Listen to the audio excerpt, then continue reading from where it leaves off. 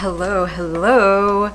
I have to apologize that my kitties are all over the place. So they are jumping, and if they're shaking in the camera tripod, just even for a moment, just know you can hear them right now. I have to introduce you guys to them. They're a little zoomified right now. They're a little hyper. So this is going to be Franz. This is Franz. She's a little freak, but I love her. Look at her. She's so chilled. Can you chill out from mommy's video? Thanks, babies. And then we got her sissy, her smaller sissy named Kafka. Kafka is a lot more calm. She may not feel like it or seem like it right now, but she's a lot more calm. I can hear her little tiny heartbeat. Say hello. Hi, my name's Kafka. I'm nicer and love to cuddle mommy, and Franz is literally destroying my tripod right now. I had talked about how the series of Porcelain Dialogues is something that is dear to my heart, and I have not forgotten that. And today, since I finished my first semester of summer school, I'm now in my second one, and it's a lot more lax because there's only one class I'm taking, and it's a sociology class about family structure dynamic. And I think it's going to be a lot less difficult to film now, because the first semester I took 5 classes, which is a lot. I got through it. I am happy. I'm grateful. My professors are amazing. But now I'm here to be able to spend some time with you guys. And I also wanted, sorry if like literally they are moving my tripod. I'm trying to stabilize them, but hey, you guys, can you guys move over here? Can you go over here? Look. I don't know how well this ribbon's gonna keep them, but I wanted to talk a little bit today about something I've been feeling, and I wanted to tie this into Porcelain Dialogues because I feel like I can connect this to many important theorists that I admire and respect greatly, one of them being Baudrillard and René Girard. I think those two, especially connecting to my summer classes, I came across some of Girard's works and I feel like they tie very well together. I wanted to talk about this. It's not a new phenomenon. I feel like this continually happens as we progress in complex contemporary society. I feel like it is just a very natural human instinct to want to be mimetic. So the sun, by the way, is coming in and out. So if the light changes, I apologize. And if that's a distracting, I have no idea how to fix the sun. So it just adds an element of the outside in my apartment. But I think the mimetic nature is extremely normal and very natural. I say this with a very popular, as you can see, my kitties are fighting. For example, we've all been in the shoes of someone who is craving a beautiful, perfect burger. Think of an In-N-Out burger, or a Burger King, or any of those franchises, McDonald's burger, whatever. You see a perfect burger on the advertisement, right? You see that advertisement and you're like, oh my God, that looks like a perfect burger. But we all know that's not the actual burger that we usually get when we open up that bag and we see it's wrapped and smushed. It's missing all the juiciness. Most of the photos that those brands use, that food is not edible. The food is either fake or they spray painted it to add some extra color. Saturation is edited to the high max. The representation of that burger is not the reality of that burger. It's not what we taste, but we are being sold that, and it kind of works on us because yeah, we might understand it doesn't look like that, but we kind of settle for that representation anyway because we're hungry. So to add another layer of it, the concept of niches on TikTok or Instagram or the online media, choose your choice, Pinterest, Instagram, Twitter, whatever, are all like guilty of doing it. It's very normal to do that. It's just the fact that we now have built a whole society off of it, and it can become very dangerous because, of course, like getting into like the political regime that we are in right now, it's really hard to have other people be aware of this concept. Like they might be experiencing it, but they're not socially aware or like spatially aware of what's happening. Like they're not cognizant of what is happening when they choose to adopt this. So like the going back to like the niches, like the clean girl aesthetic, the dark academia vibe, the intellectual, it's very different from what it is. Like there are people who love like American Psycho, and they love American Psycho because they, one, don't understand like the satire against it, but they also kind of like admire and adopt that attitude. The reason why they adopt that attitude is because they admire the individual, the main character. So they just want to interrupt me each time.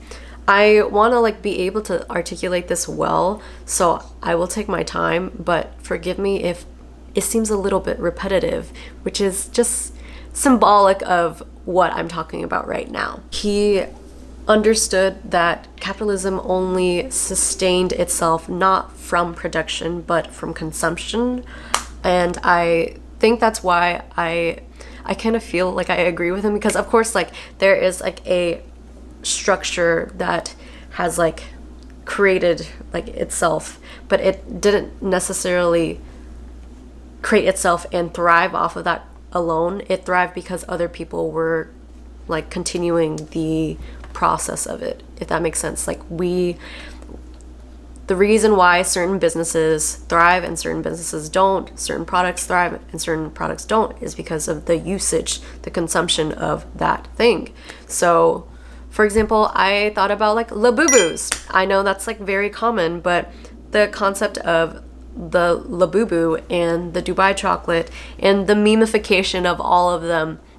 And I say this like with knowing that I have a blind box figure. I have some Miffies up there. I have calico critters and I love them. They're cute. I understand that they are products. I understand that that is consumption and capitalism. I get that. Everything in my apartment is consumption. I have a chair that I'm sitting on. They are probably not real, but they are based off Le Corbusier that I found on Etsy. Are they just like an original product? Probably not. They are a reproduction of that product. This is not the reality of a Le Corbusier chair because I can't afford the reality of a Le Corbusier chair. I am guilty of that. All of us are. He isn't shaming anyone for that. We are all guilty of it. He's more talking about how this can really corrupt us if we're not capable of understanding how it works and not staying like aware, because like when we adopt that, we are no longer having reality. We are not creating it for ourselves. We are essentially kind of just blindly following the other person. This coincides with the clean girl aesthetic, the it girl dark academia aesthetic, the intellectual. Again, I am repeating myself so I can drive it home. You may appear like you have it all together. You have like the clean French girl tips, the slick back ponytail, the Rhode lipstick, the Hailey Bieber-ification of beauty. Again, this is me not shaming anything. This is just how it is. It's like I've observed this. The Kendall Jenner basics, the Jacob Elordi outfit, the Stockholm style home, the probably lives in Brooklyn house furniture, the popular Noguchi lamp, which I in fact have. I have in my bedroom right now because my kitties will destroy it, and it's the real Noguchi lamp, so I don't want them to destroy my $180 lamp. This is all like known. Why we appear a certain way is because it is a choice that we want to appear to others. This tying in with Girard, René Girard, who he was not like closely tied with Baudrillard, but when I was reading his mimetic theory and the scapegoat theory, which is like part of his selected writings that I read from a book for the course. I just thought it connected well together because our desires don't necessarily come just from ourselves. Like, yes, we have this desire, it's coming from us, but what's behind that is sociology comes in, and it's explaining like why we want to appear a certain way. They're really leaning into that because that is what is like nice, and I feel like that goes into like, I can do a whole different video topic about this, but like basics don't necessarily look great on everyone as well, which is really like it's not profitable. And I'm saying like this with like a different body type. I'm not super skinny, I'm not like super like large or anything like that. Having different body types is good. It's what brings it's what makes life interesting. It makes like having different body types is what makes people interesting. But in the fashion world, I feel like I don't really see that so much. And there are brands who signify and say that they are plus size friendly, or they are like all inclusive. In society, everyone likes to largely claim like beauty in all shapes and sizes. But then when you see like high-end class clothes, like just brands in general, you see there's a specific body type that like everyone wants to be, and that's like the model body type, and that fluctuates every now and then, but it kind of just cycles back. So it's like the Kim K, like I know the picture that everyone likes to talk about with the Jimmy Fallon, I think, or Jimmy Kimmel show, where like in 2013 everyone wanted like an hourglass, and now everyone wants kind of like model, small, like flat-chested, skinny arms, skinny legs, thigh gap, and then it just cycles back around, and you see like that is in itself like a whole different topic. But going back to Girard, the reason why that happens is because we always want to appear different and like hyper individualistic. We want to listen to different music. We want to be niche. We want to be special. And that's like, that is an innate human desire, and that's fine. But I'm like, there's a butterfly at my window. That's so sweet. I think when we focus on trying to be different, and this whole, like, this applies to me and the generation, like I am part of Gen Z, I'm pretty sure, and then Gen Alpha as well. It makes me worried and sad because it's super isolating. Like, it is not, we say that we are connected, and I don't really feel like this kind of culture of like wanting to be super like individualistic helps you, because a generation, like as a generation, we claim to want to be so different, and yet everything just appears the same, and it's really sad. And I'm not like, this is not the purpose of like shitting on a culture or a niche or like fashion. That is not like anything that I'm trying to say, or even like media in general. I'm not trying to say that, because like it's natural. It's just the fact that it's like very frustrating because some people aren't aware that they are doing that as well. And I don't know if like I'm speaking into like a void and this is like not making sense to anyone, but I just noticed that there are certain things that just kind of, everything, it kind of just looks the same, and I'm kind of bored. Like, I'm just a little bored about it. And even if some people say, well, there's also this venture, you just haven't heard of it, and I feel like that it doesn't promote like, hey, like this is something cool that I'd like to share. That's why the term gatekeeping is like now an actual word that is in the dictionary, like the Webster dictionary. Gatekeeping, the concept of gatekeeping is because no one wants to share that. And I understand why, because people don't want people to copy them. But then that's also like individualist, because even if people copy them, it's like a whole mess. So there's like not really like a side to pick. Like, this is what I'm saying. There's no side to pick. I'm not saying to pick a side. I'm saying that to be consciously aware of what you guys are doing, like what we are all doing, and making sure that we keep it in check.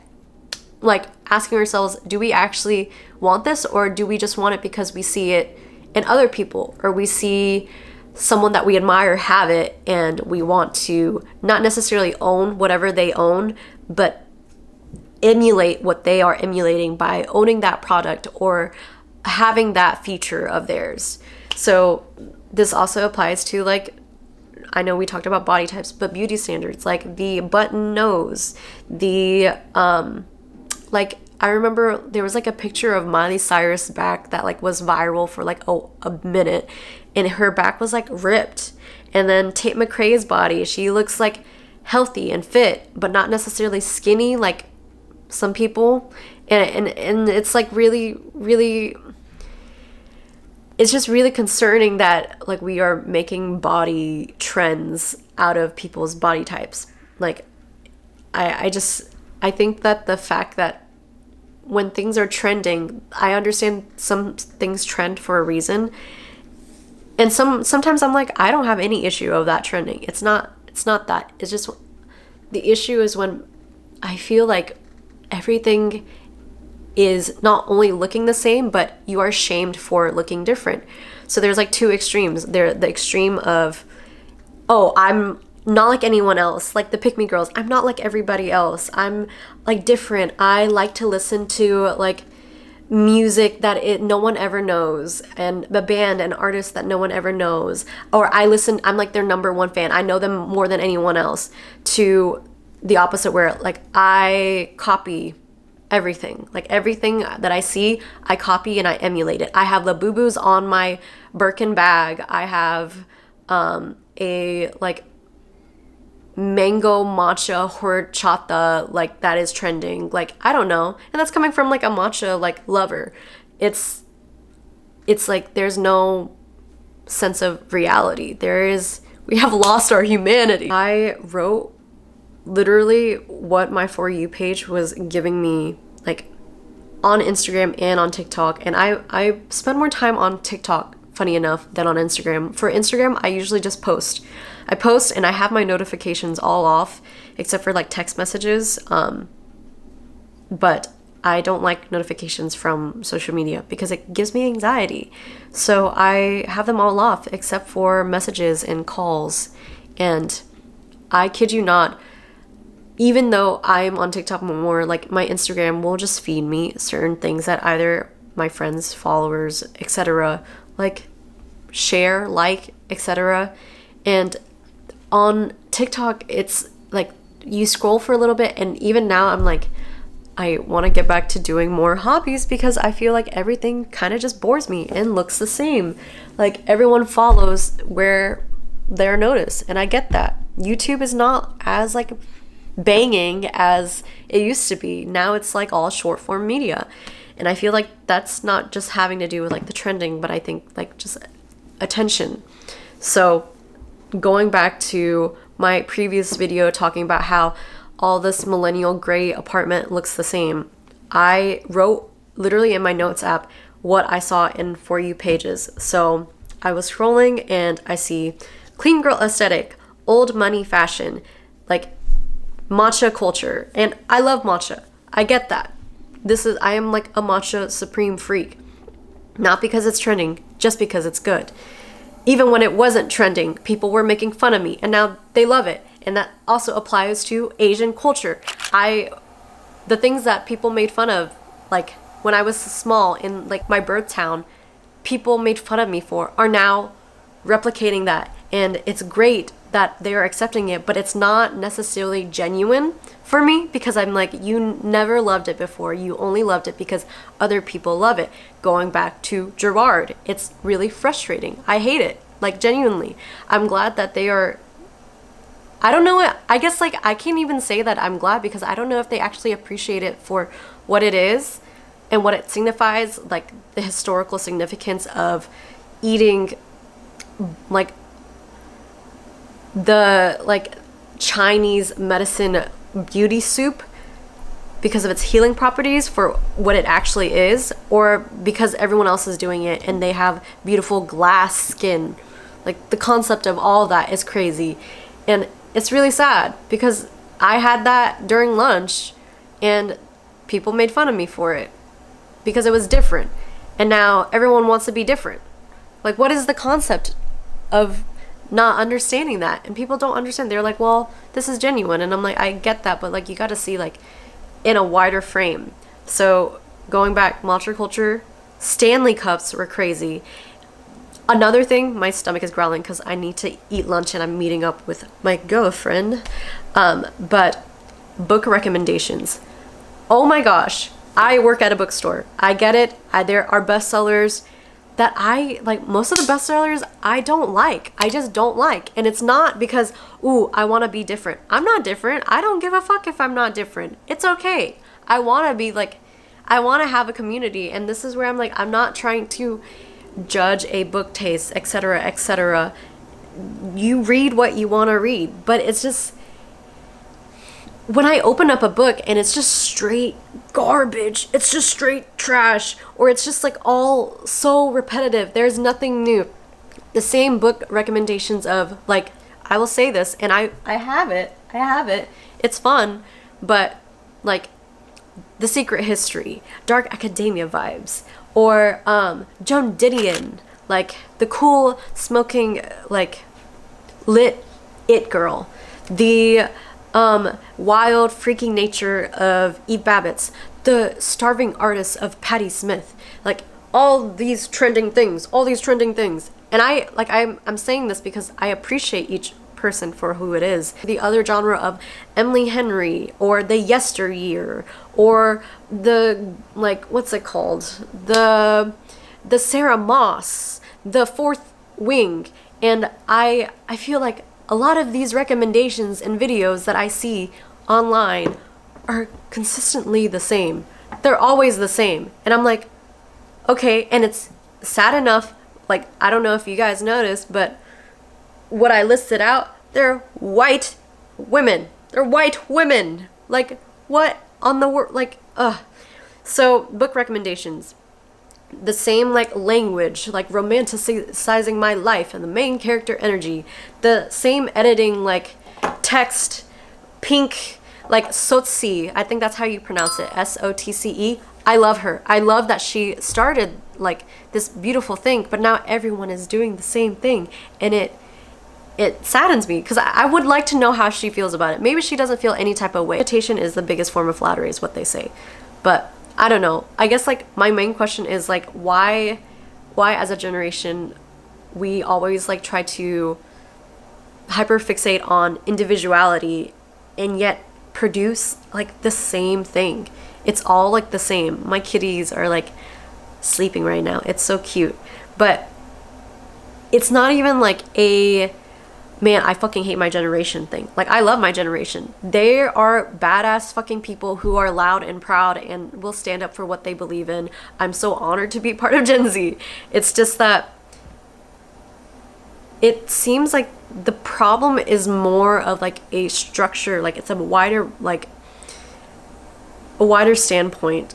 So I want to start out with the history of like mimesis, and I briefly talked about it in the beginning of this video. Like the mimetic theory of Girard, he talks about this, and before he even talked about it, Aristotle did with Plato. Like Plato and Aristotle, technically Plato said it and Aristotle wrote it because Plato didn't ever want to record any of the things that he said. But imitation is a distance from reality.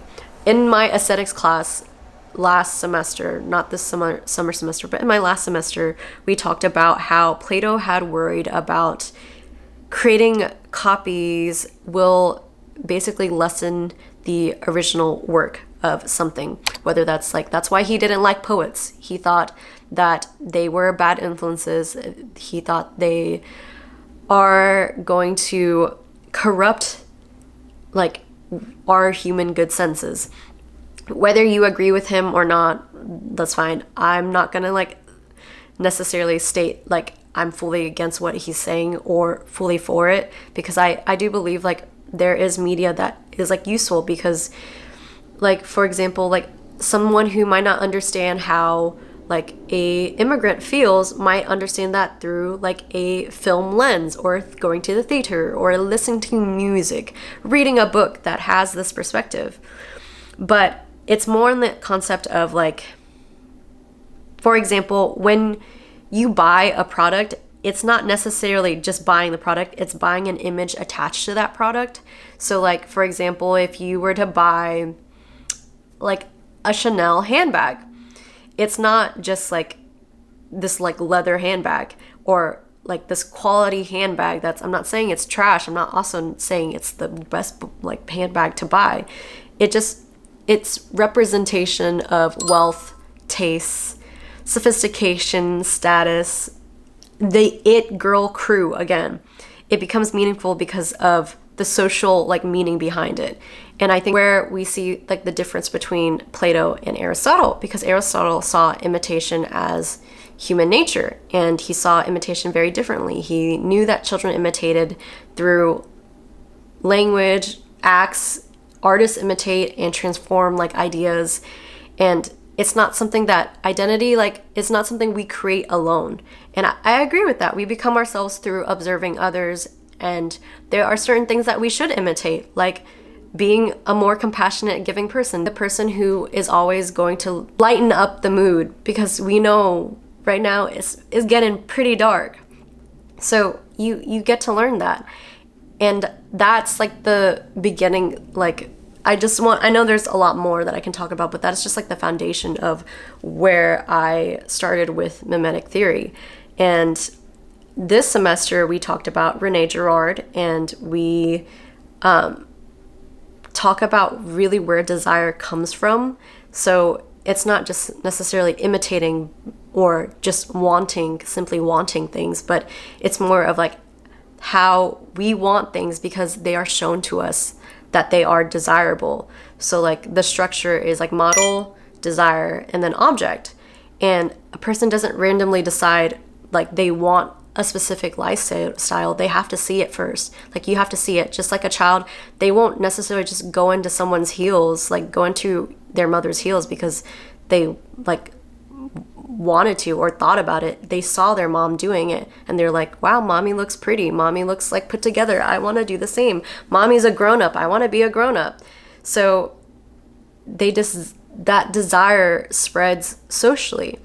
And again, going back to like the modern examples of like the green juice, the Pilates girl, neutral clothing, Heaven Mayhem, like jewelry and planner, that's just the surface level. There's a deeper reason why we want those things. And it's like the control, the discipline, the success, the self-improvement factor. That aesthetic is a symbol for what we want to appear as to other people. Want the Awala bottle and a Stanley bottle for a reason. People who buy Awalas are probably Gen Z or a lot younger. They're buying participation in like this identity, this imagined identity. And that makes me question, like, if our desires come from other people, how much of our identity is like actually our own? Like, how can we claim what is true and what is not built up? No matter how like different someone might appear, that came from somewhere else. So like, for example, the performance of identity, this concept has been talked about with many people, but one person I want to mention today is Goffman. And I think that Irving Goffman talks about this presentation very well, because he argues that like there is a performance that comes with identity. There's a backstage and a front stage. And I learned that from my sociology professor. Thank you. I'm not going to say his name, but the front stage is how we present ourselves to others and how we want other people to view us. And the backstage is what we are truly inside or behind, because different situations need different types of personalities. So people aren't necessarily pretending, but the performance is part of the identity, like, if that makes sense. So like Gen Z has grown up with the expectation of documenting their like identity, because the generation before us have not been able to express as much as we can freely at like we have the public domain in our hands, basically. Like our phones, our gadgets, they are all public. I'm not really just living my own life. I'm creating a comprehensible version of myself and my life for other people. Even right now, I get the irony of doing this in front of a camera. And even that, like how I didn't just like sit down on this chair. I'm like, no, I need to put this chair in front of a nice background, because this background, this is the reality. Clothes on my sofa, my kitties are laying on my laptop, and they're watching me like, yeah, girl, this is the real you. Show them the real you. And that is the real me. Does it look nice? No. Am I aware of that? Yes. That's why I'm sitting in front of my bookshelf, which is like a lot nicer to look at instead of my clean clothes that I have not put up yet because I hate doing laundry. Pierre Bourdieu talks about this. I hope I'm pronouncing his name right. He is someone I discovered when I was doing more research about this topic of imitation and performance. Taste is another thing. Taste, class, and why aesthetics matter in this day and age. He argues that taste is not like just this neutral thing. It's how we reflect social structures. So like minimalism, it appears simple, but there's a lot of money and time and energy dedicated to that. So like a $300 Cezanne sweater is not going to be like any like $5 sweater you see at Goodwill. It's not going to communicate the same thing. It's not perfectly designed. It's the aesthetic becoming a form of social language. The contradiction is that people use aesthetics to express like individuality, but aesthetics are actually part of like a systematic thing. So like once a style becomes popular, it becomes a template for everyone else. That's why people always ask, I see in the comments all the time, where'd you get that? Oh, why are you gatekeeping that? And I understand both sides. Like something is cute, you like it, you want it, and then someone wants to copy your style. It's frustrating, but everyone learns the same visual like language. This is where my man, Jean Baudrillard, comes in with simulation, simulacra, when the image becomes reality. So his theory is that he argues that modern society basically values representations increasingly more as time passes than reality. The image becomes more powerful than the original. So like authenticity as a like trend, people sell that now. Like that's what they sell. Like day in my life videos. I have unedited photos. The reality of this. Realistic morning routines. Even though it's not realistic because they set up a camera, they get into the bed, mess up their little hair, but curl their eyelashes, and they wake up and they're like yawning. It's a performance. Like the Emma Chamberlain, the like, what's her name? And I have respect for them. I understand it. It takes work.